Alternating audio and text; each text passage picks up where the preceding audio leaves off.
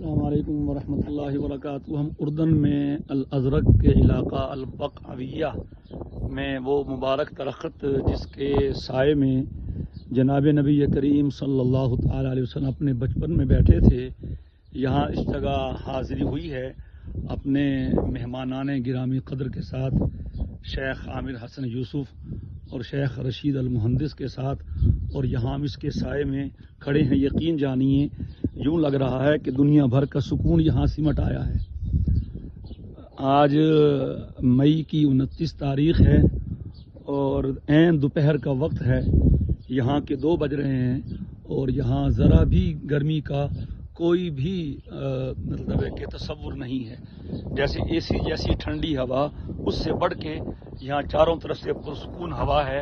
کون سی وہ جگہ ہے اس کے نیچے جہاں ہمارے آقا مولا حضرت محمد مصطفیٰ احمد مجتبیٰ سرور کونین سرکار دو جہاں صلی اللہ علیہ وسلم تشریف فرما ہوئے تھے، اور پھر آپ کو دیکھ کر بحیرہ راہب نے کہا تھا کہ اس کے ساتھ کون بڑا ہے، تو حضرت ابو طالب نے کہا کہ میں ہوں، تو کہا انہیں واپس لے جائیں، یہ تو نبی آخر الزماں ہیں، مجھے ان کے چہرے سے علامات نبوت جو ہم نے آسمانی کتابوں میں پڑھی ہیں وہ نظر آ رہی ہیں۔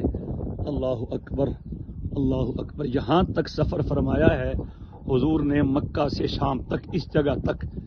یہ غالباً آپ کے سفروں میں سے طویل ترین سفر ہے زندگی کا، پھر اس کے بعد اتنا طویل سفر آپ کا نہیں ہوا۔